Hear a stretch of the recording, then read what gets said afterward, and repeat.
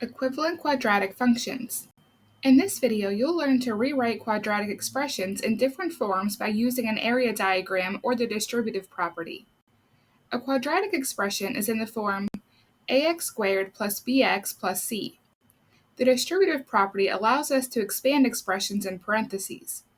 So if we have an expression like a times b plus c in parentheses, then we can multiply a times b, which would give us ab, and then we'll multiply a by our second value of c, which gives us ac. So this is how the distributive property helps us break up expressions that are in parentheses. An area diagram is a visual representation of multiplication using rectangles. So if we have this example where the length is 3 plus 4 and the width is 6, then we can find the area by multiplying the length times width, which would be 6 times 3 plus 4. The parentheses would simplify to 7, and multiplying 6 times 7 gives us an answer of 42 as the area. We can also break up the rectangles piece by piece. So we can find the area of the top rectangle by multiplying 6 times 3, which would give us an answer of 18. And then we can find the area of the second rectangle by multiplying 6 times 4, which would give us an answer of 24. If we added both of these areas up, then we would get a total of 42 again. So we can see that both methods would give us the same area of 42. Now let's look at some examples. The diagram shows that 4 times x plus 2 is equal to 4x plus 8. And we can see that the 4 represents the width, and x plus 2 represents the length. So they multiplied 4 times x to get the area of 4x in the first rectangle, and then multiplied 4 times 2 to get an area of 8 in the second triangle. Now we're going to draw a diagram that shows that n times 2n plus 5 is equal to 2n squared plus 5n. So we'll start by making a rectangle, and we'll label our width as n, and the length will be 2n and 5. We can find the area of the first rectangle by multiplying n times 2n, which would give us 2n squared. For the second rectangle, we'll multiply 5 times n, which gives us 5n. And now we can see that this is equivalent to what we were asked to solve. In this example, we're going to use the distributive property to write an equivalent expression for each example below. In our first example, we'll start by multiplying p times 4p, which would give us 4p squared. And now we'll multiply the p by 9, which will give us 9p. Now let's look at the next example. We'll distribute that 5r to the r, which would give us 5r squared. And now we'll multiply 5r times 3/5, which would give us 3r. In our last example, we're going to distribute the w to our first term in parentheses, and this gives us 0.5w squared. Now we'll multiply the w by 7, giving us 7w. Now we have an equivalent expression for all the terms we were given. In this example, we have a diagram of a rectangle with side lengths of x plus 1 and x plus 3. We'll use this diagram to show that x plus 1 times x plus 3 and x squared plus 4x plus 3 are equivalent expressions. So we'll start with our first area in the top left corner. Multiplying x times x will give us a value of x squared. Now let's go to the one below it. So we'll multiply 1 times x, which will just give us 1x. Now we'll look at our top right corner, and we can multiply 3 times x to find the area.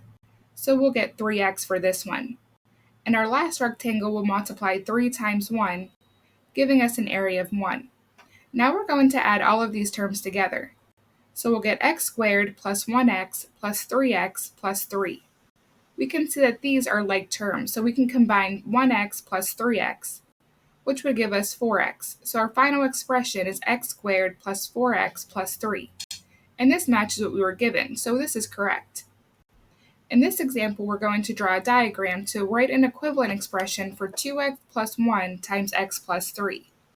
So we'll start with our rectangle, and we'll label our length as 2x and 1, and our width as x and 3.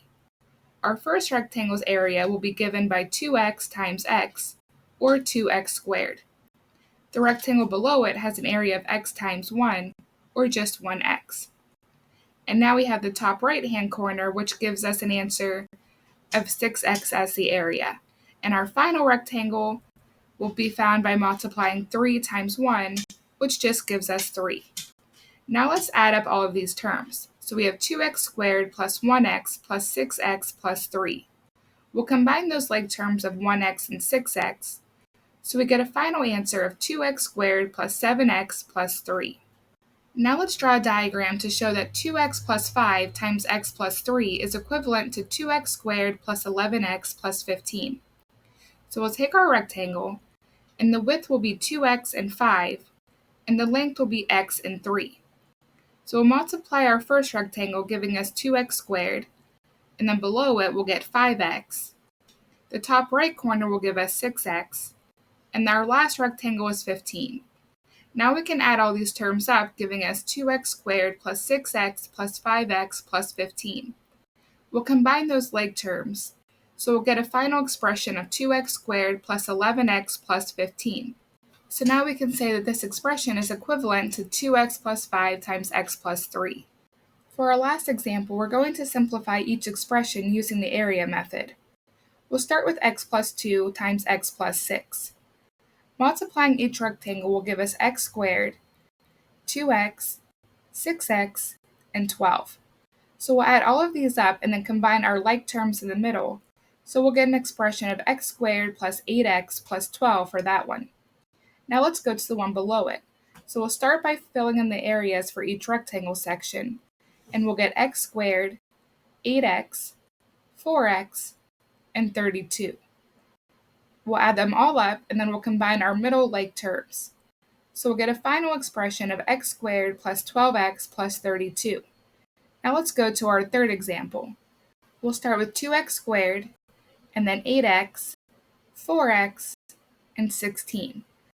We'll add all of our terms together, and simplifying like terms will give us a final expression of 2x squared plus 12x plus 16.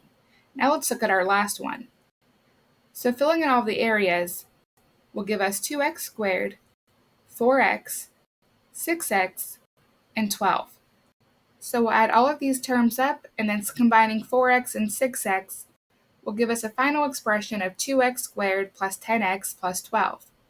Now let's summarize what we've learned. We can use the area method to break a rectangle into parts and write expressions that represent the total area in different ways. This method helps break down factored form and expanded form of a quadratic expression.